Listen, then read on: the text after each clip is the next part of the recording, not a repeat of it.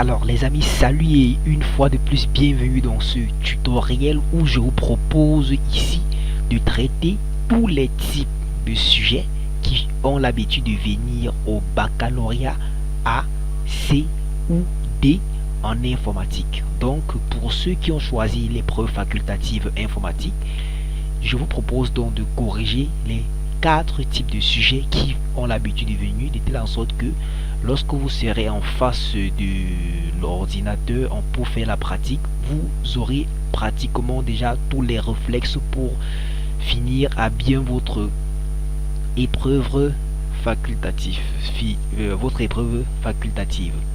Alors, comme je disais tantôt, il y a plusieurs types d'épreuves. Nous allons donc nous baser sur les anciennes épreuves et traiter tous les types en question. Donc d'habitude, lorsqu'on dit par exemple, vous avez choisi une épreuve facultative, vous arrivez donc en salle d'informatique, vous avez un ensemble donc de sujets à votre disposition et les sujets ne sont pas choisis à l'œil nu. Ce qui se passe, c'est que vous faites un tirage au choix. Donc on va tout simplement dire le sujet 1 concerne Microsoft Office Word, le sujet 2 concerne Microsoft Office Excel, le sujet 3 concerne PowerPoint et le sujet 4 peut-être peut concerner la programmation web. Donc à vous donc de choisir un sujet. On va donc plier, lancer. Là vous allez choisir un sujet au hasard.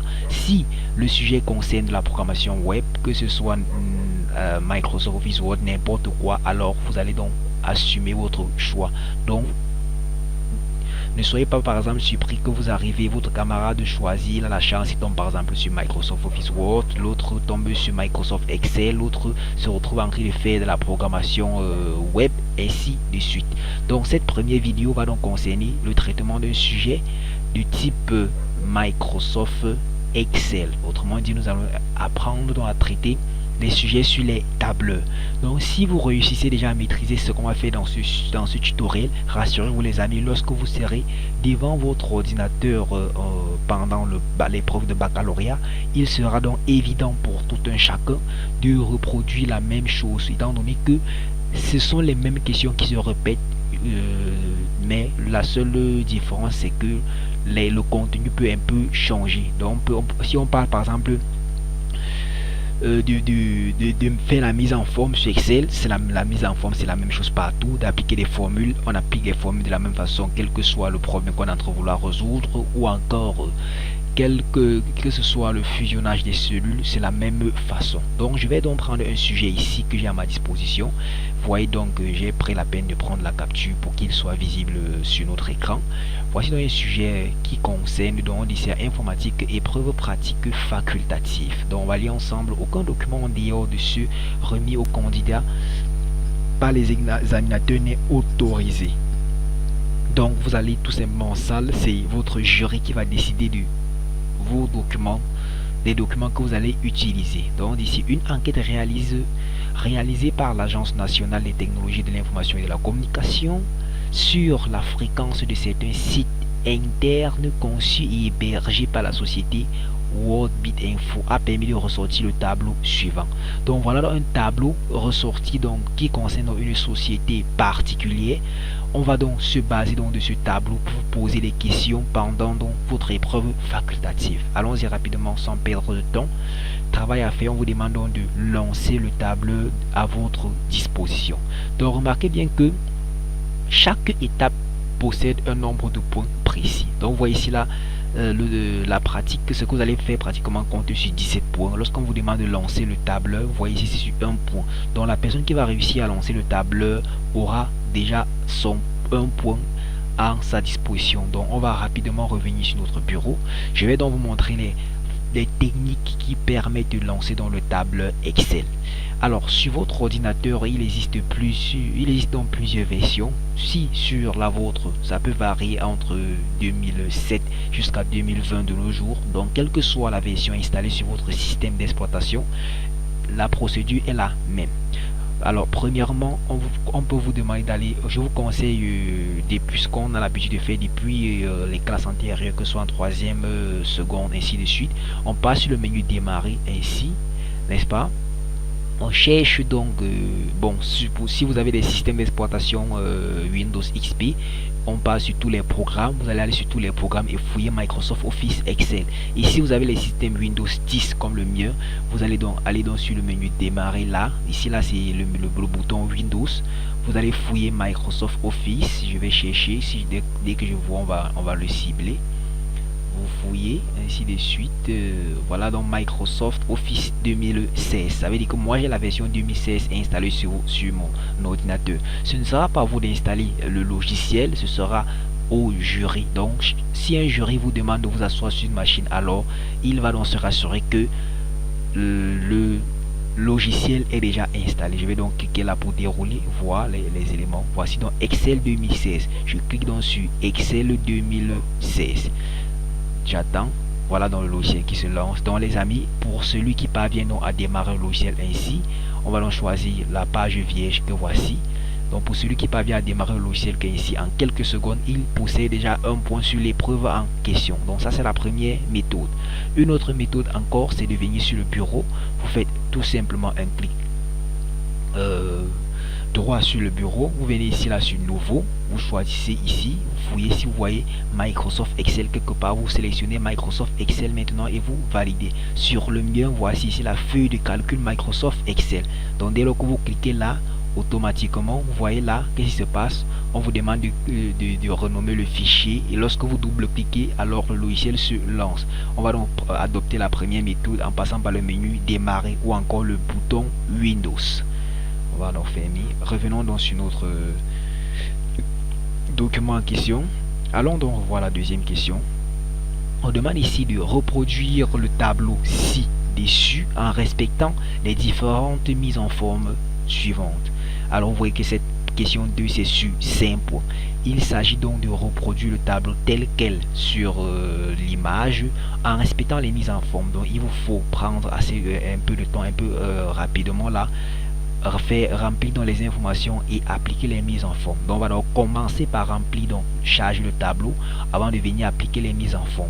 Vous voyez donc que dans la première colonne de la première ligne de votre tableur, autrement dit, voici la ligne représentée par 1.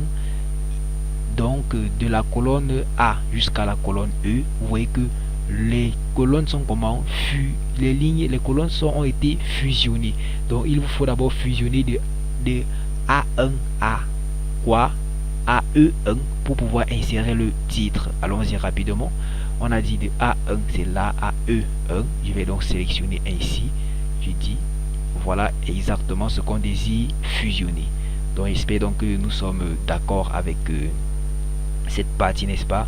Donc après avoir donc sélectionné cette partie, donc si ce qu'on vous demande par exemple ça peut aller jusqu'à H, c'est à vous donc de savoir que vous allez récupérer jusqu'à H pour pouvoir effectuer la fusion de vos cellules. Donc lorsqu'on parle de fusionner une cellule, on prend un ensemble de cellules et on transforme les cellules en question en quoi? En une seule cellule. Donc voilà déjà ce qu'on appelle la fusion des cellules dans Microsoft Office Word, dans Microsoft Excel. Donc voilà ça. Si c'était par exemple les colonnes que vous voulez sélectionner, vous sélectionnez les colonnes là avant de vous le fusionner. Donc nous allons donc rapidement sélectionner notre cas. Allons-y. Je sélectionne donc de A1 jusqu'à E1. Je viens ici là sur quoi? Fusionner et centrer. Je dis maintenant je clique ici sur fusionner. On décide là quoi? Fusionner et centrer. C'est une méthode. Ou encore fusionner tout simplement. Donc on va décider de fusionner. Je clique sur le monsieur. Vous voyez que automatiquement c'est devenu quoi? Une seule cellule. Donc tout ceci est devenu une barre de cellules. C'est donc ici qu'on va insérer le titre. Revenons, le titre c'est quoi? Fréquentation des sites. Allons-y taper rapidement en utilisant le clavier. C'est en majuscule. Vous allez respecter exactement ce que vous voyez. C'est quoi? Fréquentation des sites. Allons-y.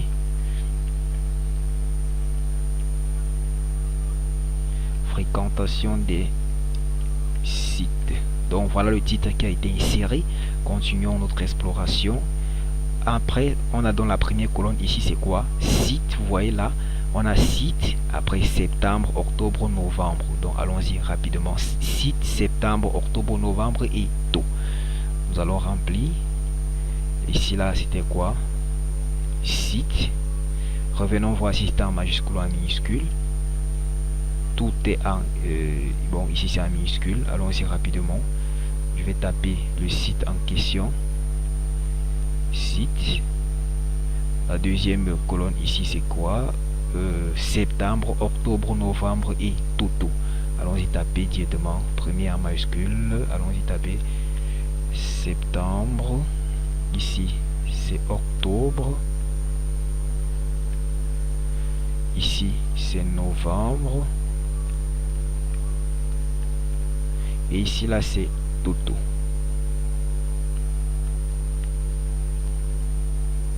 Allons-y vérifier que c'est exactement ça. Oui, exactement, j'ai écrit le toto un peu mal. Toto. Voilà donc les premières informations qui ont été chargées. Je vais revenir sur mon tableur. J'ai fini avec la première ligne. La deuxième ligne c'est quoi? Kerawa.com. Je vais taper donc kerawa.com. Allons-y rapidement. C'est en majuscule ou en minuscule? On va vérifier. Kerawa.com. Premier en majuscule.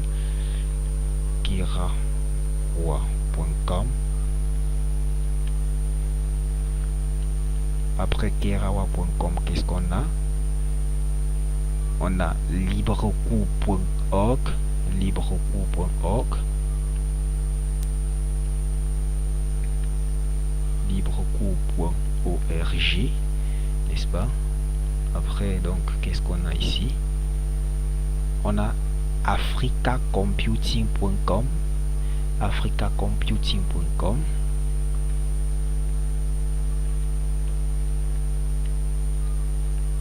Africacomputing.com. Laissons tout simplement ici. Après ça, on a quoi? Je pense que c'est yahoo.fr. On a yahoo.fr. Après yahoo.fr, on a ici camfoot.com et toto. Tapons-y rapidement sans perdre de temps. Camfoot.com. Et en bas, qu'est-ce qu'on a? On a toto.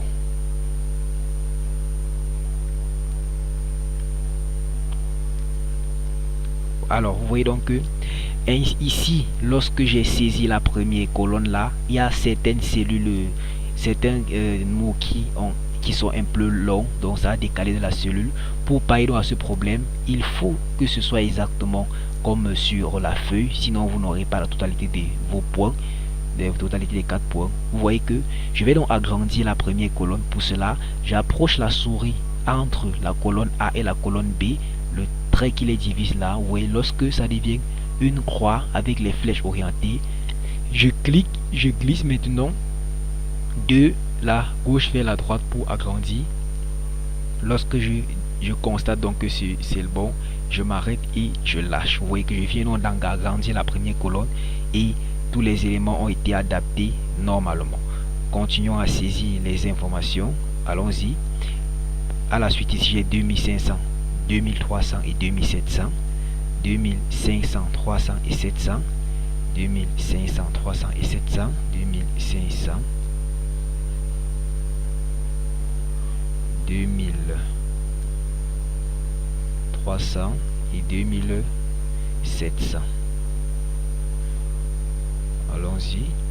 Dans la deuxième colonne, qu'est-ce qu'on a ici?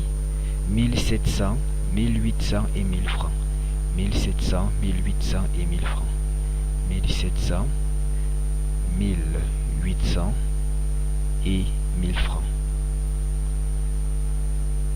Prochaine ligne là, qu'est-ce qu'on a? On a 700, 400 et 900. 700,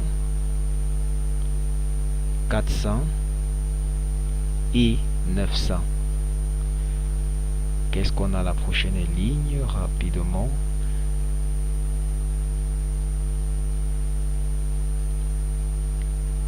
On a 3000, 2500 et 2800. 3000, 2000, relisons. 3000, 2500 et 2800. 3000, 2700, 2500 autant pour moi, et 2800. Prochaine ligne, qu'est-ce qu'on a? 2000, 2200 et 1900. 2000, 2900. Et là, qu'est-ce qu'on a? 2200 et 1900. On a 1900 ici. Ici, c'était 2200. Voilà donc les informations qui ont été rapidement chargées. Je pense qu'on vient de finir. Alors maintenant, qu'est-ce qu'on a dit? Appliquons rapidement les mises en forme. On a dit ici quoi? Le titre, autrement dit, c'est ça le titre du bon police aériale, taille 12 en gras, centré, n'est-ce pas? Arial 12 en gras et centré. Voilà, vous voyez qu'on va commencer par mettre la police en quoi? Ici, là, vous voyez que c'est quoi? C'est 12. On va chercher Arial, on clique là. Ouais, Arial. Cherchons rapidement Arial. Lorsqu'on ne voit pas, on utilise la souris, le clavier pour taper. Arial. On valide dessus, entrée. Voilà, Arial. Donc, vous voyez qu'on a mis à quoi? Arial, comme c'est précisé.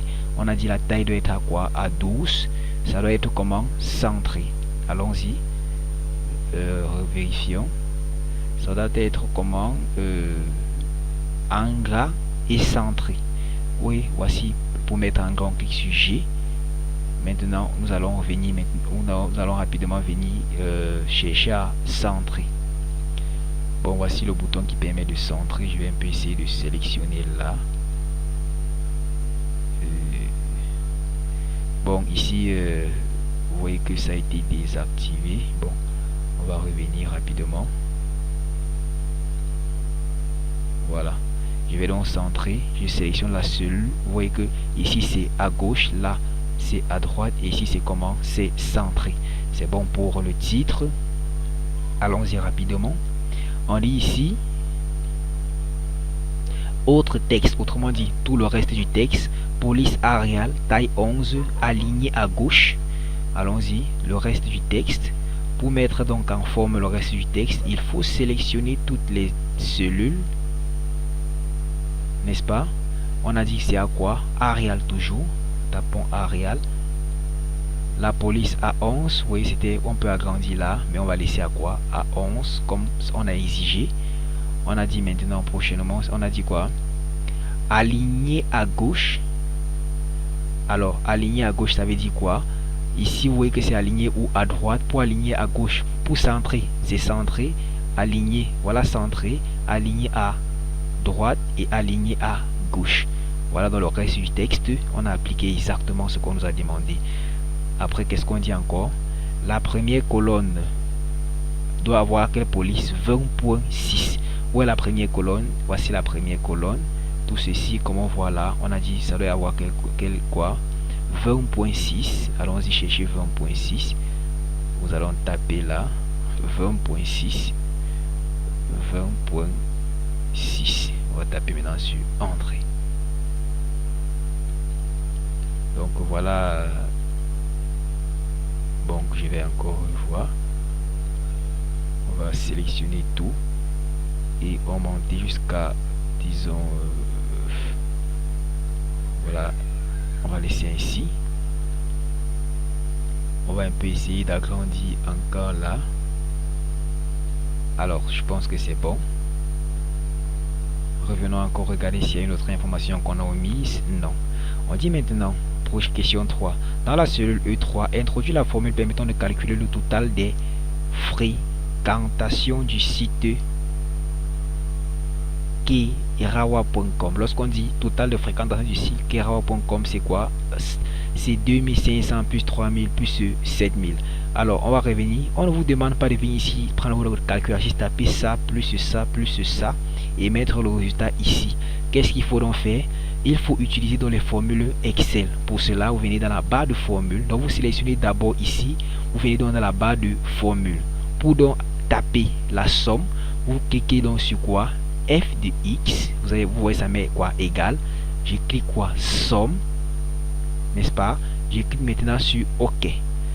Je vais faire dans la somme. On me demande ici quoi? La plage de cellules. Je vais donc sommer de quelle sur laquelle cellule? De la cellule ci qui est référencée par B3 3, donc colonne B, ligne 3, colonne C, ligne 3, et colonne D, ligne 3. Donc de B3 à D3. Vous voyez ici, automatiquement, ça a mis B3 à D3. Donc je vais cliquer dans OK. OK. Voilà, automatiquement, le résultat a été généré. Vous voyez donc que pour cela, qu'est-ce que j'ai fait? Je suis venu, j'ai donc sélectionné, lorsque je mets la somme, la formule c'est égal somme entre parenthèses de B3, 2.D3. Ça veut dire on somme de B3 jusqu'à D3. Donc voilà la formule. Donc si quelqu'un vient tout simplement, il tape la calculatrice, lorsque le contrôleur va arriver, il ne va pas voir la formule et automatiquement vous avez raté. Continuons dans notre exploration. Vous voyez qu'on vient de choper rapidement encore un autre point. On dit maintenant que obtenir par recopie les totaux des fréquentations des autres sites. Maintenant, lorsqu'on dit d'obtenir par recopie, ça veut dire de mettre encore les totaux là, là, là et là. Pour cela, lorsqu'on dit par recopie, ça veut dire on va utiliser la formule qu'on a fait pour faire ceci et appliquer les autres. Pour cela, les amis, rappelez-vous comme on a dit en classe, on rapproche le curseur de la souris sur le petit carré, ce que vous voyez.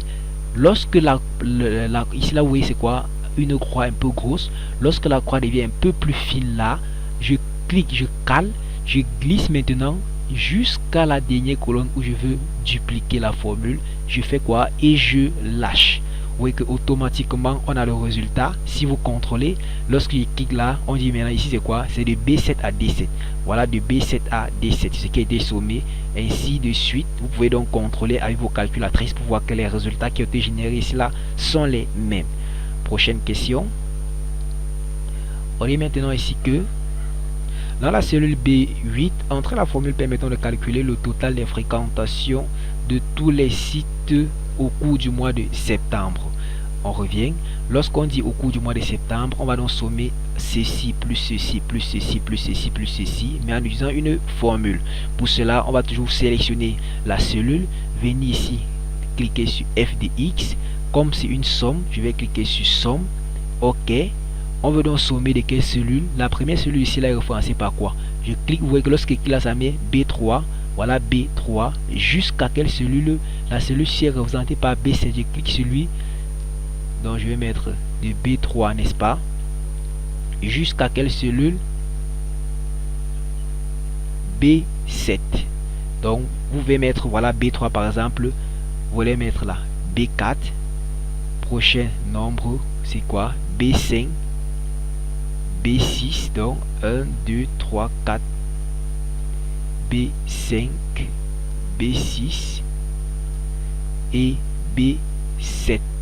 Je clique maintenant sur quoi? Sur OK. Vous voyez donc qu'est-ce qui s'est passé? On a donc sommé de B3 jusqu'à B7. Vous voyez donc qu'il y a plusieurs possibilités. Je peux mettre tout simplement de B3 point virgule B4 point virgule jusqu'à C, ou encore je mets de B3 jusqu'à B7, je sépare les deux par 2 points.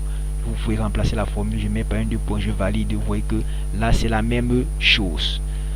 Je clique là pour voir la formule. Voilà donc la formule. Allons-y, revoir la prochaine question.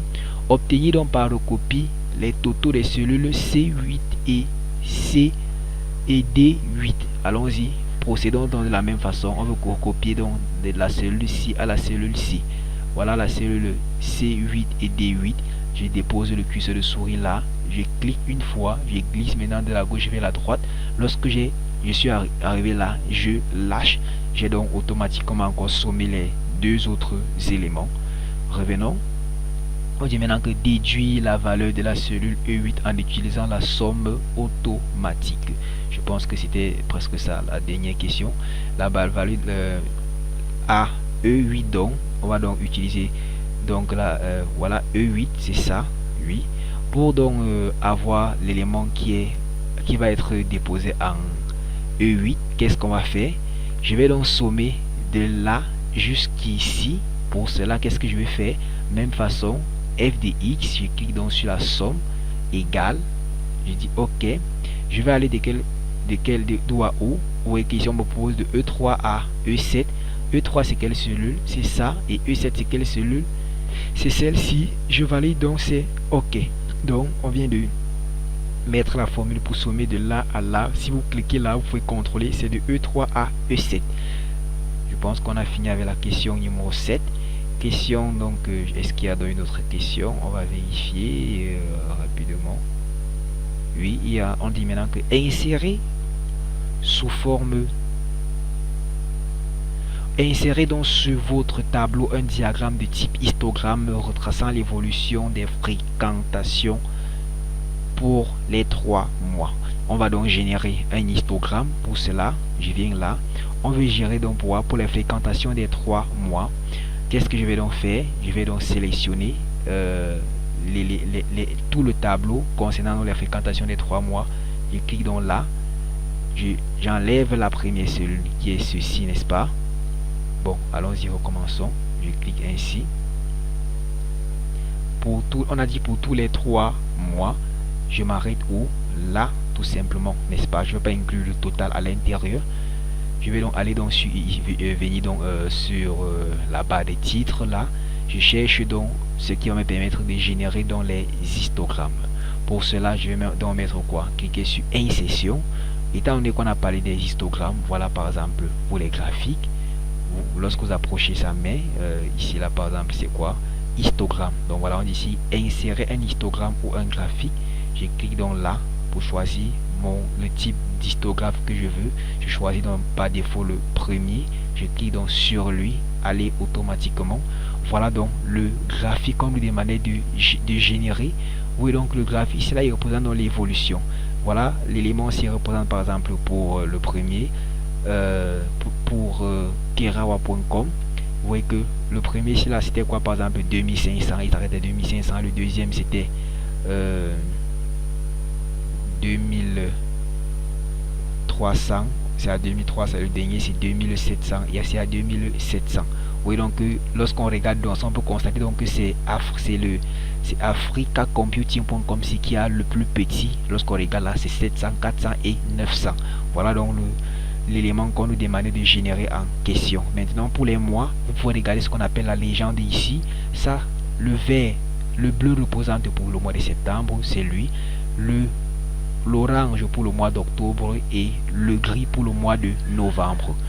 Allons-y donc voir les prochaines questions. On dit maintenant ici, sauvegardez donc le travail sous votre numéro de table dans le répertoire mes documents. Je vais donc vous apprendre à sauvegarder le travail. Allons-y. Lorsque vous avez fini, pour sauvegarder, vous cliquez sur fichier. Vous venez donc sur enregistrer votre document sous. On a dit sur le répertoire quoi? Revenons lire parce que le correcteur va aller chercher dans le répertoire qu'on a demandé, le répertoire mes documents. Je vais donc venir ici là chercher quoi? Voilà documents pour moi. Je clique donc sur mes documents. On a donc dit sous le numéro de table. Donc moi par exemple si je suis le numéro 400, je vais donc mettre 400 et cliquer sur enregistrer. Vous voyez donc désormais mon fichier s'appelle ici là 400. Prochaine question, on dit ici que imprimez une copie de votre travail et insérez-la dans votre feuille de composition puis fermez l'application. Sur combien de points? Sur 2 points. Je reviens là pour donc imprimer une copie, toujours de la même façon, n'est-ce pas? Qu'est-ce que je fais? Je passe sur fichier, n'est-ce pas? Pour imprimer, je cherche l'onglet qui me permet donc d'imprimer. Voici imprimer là. Lorsque je clique sur imprimer, oui donc voilà notre élément en question. Je vais donc essayer de placer je vais placer l'image de façon conséquente pour que tous les éléments puissent ressortir. Donc je vais placer l'image plutôt ici en bas pour pouvoir imprimer tout. On recommence. Allons donc fichier, imprimer. Maintenant lorsqu'on va imprimer un document, vous voyez que voilà l'image qui est revenue là. Il faut choisir l'imprimante. Lorsqu'on va vous allez demander à votre encadreur, à votre membre du jury, quel est le nom de l'imprimante. Vous allez cliquer là, il va vous dire, vous allez voir apparaître le nom de l'imprimante là. Moi je vais choisir Microsoft PDF, donc je vais utiliser donc mon PDF là, je vais imprimer sous forme de PDF. Vous pouvez donc faire la mise en forme ainsi, en A4, faire les marges ainsi de suite. Lorsque vous avez fini donc tous les éléments, vous pouvez donc lancer dans l'impression. Si on vous demande une copie, voilà une, deux, voilà le nombre de copies en question. Si on vous demande d'imprimer une seule copie, vous allez sélectionner 1. Mais si on vous demande par exemple 3, je vais par exemple mettre 5 copies pour que vous voyez. Je clique maintenant sur imprimer, je patiente. On me demande donc le nom, ça va toujours être stocké sur mes documents. Je vais mettre quoi? 400M. Voilà ça. J'écris donc enregistrer. Voilà l'impression qui est en train de se passer. Voilà donc ça a donc fini d'imprimer. Je peux donc lancer. Si c'est chez vous, qu'est-ce qui va se passer? Le document va automatiquement sortir sur l'imprimante, mais comme nous travaillons sur l'ordinateur, on peut vous montrer l'imprimante. Je vous montre le PDF. Je double-clique donc pour lancer. Donc je vais dire ici là que non. Oui, je vais dire ici là allons-y. Bon, je fais ici non, je vais imprimer. J'ai oublié d'imprimer tous les exemplaires. 402 enregistré. C'est en train d'imprimer le deuxième. 3, j'ai demandé 5 exemplaires. Je valide. 4, j'ai demandé 5. Moi, je suis au 4e exemplaire. 4e exemplaire. Je valide. 5e exemplaire. Je valide. Voilà, donc on a imprimé tous les exemplaires. Maintenant, pour ouvrir donc les éléments qu'on imprimait, on va donc venir où? Chercher tout simplement.